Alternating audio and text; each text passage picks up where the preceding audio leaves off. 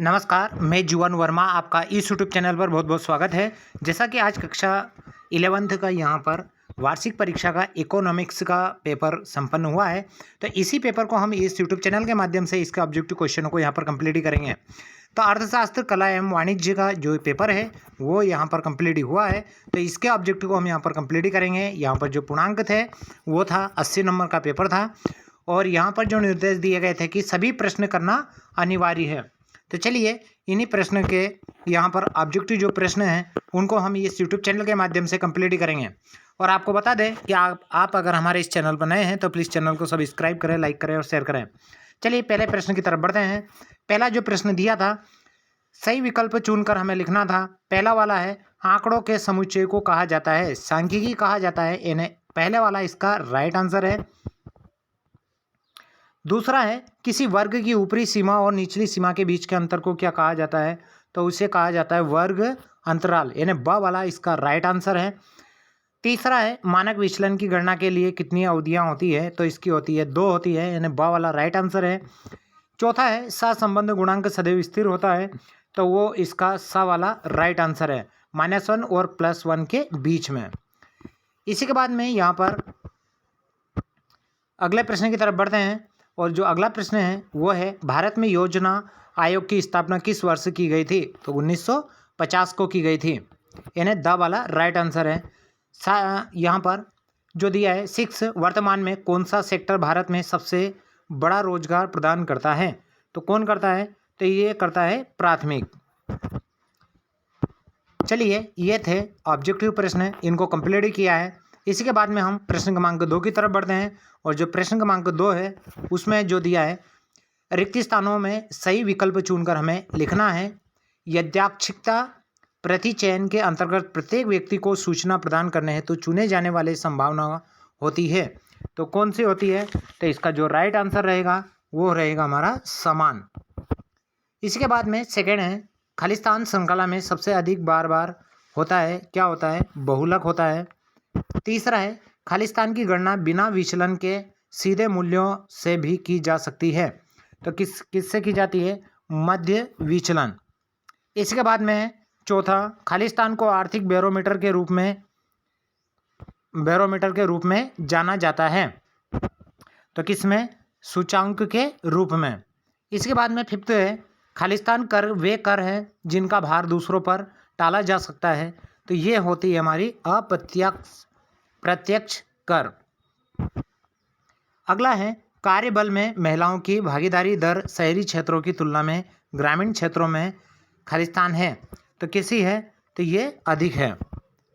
इसी के बाद में आता है 7 नंबर का, ग्राम स्तर के अस्पतालों को खालिस्तान के रूप में जाना जाता है, तो किस रूप में, PHC के रूप में जाना जाता है। तो ये थे प्रश्न क्रमांक 2, जिनमें यहाँ पर 31 स्थान हमने कंप्लीट ही किया है। अब हम यहाँ पर देखेंगे जो है सही जोड़ियाँ। जो पहला दिया है यहाँ पर, यानी सही जोड़ियों को यहाँ पर हम कंप्लीट ही करेंगे। तो जो पहला है इसका जो राइट आंसर रहेगा वो रहेगा यहाँ पर सी वाला, यानी कैब ड्राइवर, तो इसका सी वाला रहेगा सेवा प्रदाता। बहुलक, तो दूसरे का जो आएगा बहुलक क्या होता है, उच्चतम आवृत्ति। कल्पित मध्य, तो कल्पित मध्य का जो आएगा वो आएगा यहाँ पर सेवा वाला, कोई मन माना मूल्य। अगला है चौथा, महान डिवाइस का वर्ष, तो ये जो रहेगा ये 1921। इसके बाद में फिफ्थ दिया है, हेड प्रेशर मंडी, तो यह इसका जो आएगा ये कहाँ पर है, पुणे में है। और अक्षय संसाधन क्या है, तो ये है पेड़, मछली और पानी। तो इस प्रकार से ये है सही जोड़ी जो कि यहाँ पर पूछी गई थी। अब हम प्रश्न क्रमांक 4 की तरफ बढ़ते हैं, और जो प्रश्न क्रमांक जो 4 है उसमें यहाँ पर दिया है, एक वाक्य में हमें उत्तर देना है। अगले पहला है, इसमें सामान्य वक्र का आकार कैसा होता है, तो ये कैसा होता है, वृत्ताकार होता है। यानी किस प्रकार होता है, वृत्ताकार। और इसमें यह भी आ सकता है कि घंटी के आकार का वक्र। इसी के बाद में आता है सेकंड है यहाँ पर, अंकगणित मध्य को खालिस्तान द्वारा निरूपित किया जाता है। तो किसके द्वारा निरूपित किया जाता है? एक्स बार के द्वारा भी किया जाता है और यहाँ पर समांतर मध्य, तो इसमें जो आएगा समांतर मध्य या फिर एक्स बार, ये दोनों ही आ सकते थे, लेकिन इसका जो राइट है वो समांतर मध्य है। इसके बाद में आएगा हमारा तीसरा, सहसंबंध तकनीक का विकास किसने किया? तो ये किया था कार्ल पियर्सन ने किया था। कार्ल पियर्सन ने किया था। इसी के बाद में आता है लोहा एवं इस्पात कंपनी की स्थापना कहाँ की गई थी? तो कहाँ पर की थी? ये की गई थी जमशेदपुर में। कहाँ पर किया था? जमशेदपुर में की गई थी। इसके बाद में अगला जो दिया है, विश्व व्यापार संगठन की स्थापना कब की गई थी? तो ये की गई थी 1995 में की गई थी। इसी के बाद में अगला है हमारा,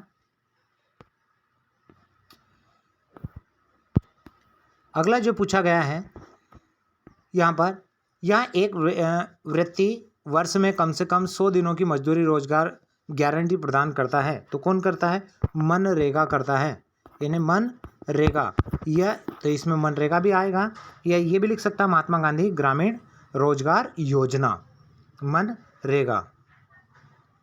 इसी के बाद में आता है किस देश में एक बच्चे की नीति की घोषणा की गई है? तो वो की गई है चीन में, यानी विश्व का सबसे बड़ा जो देश है वो चीन ही है। तो चीन में जनसंख्या नियंत्रण के लिए वहाँ पर ये नीति घोषित की गई है। चलिए अगले प्रश्न की तरफ बढ़ते हैं।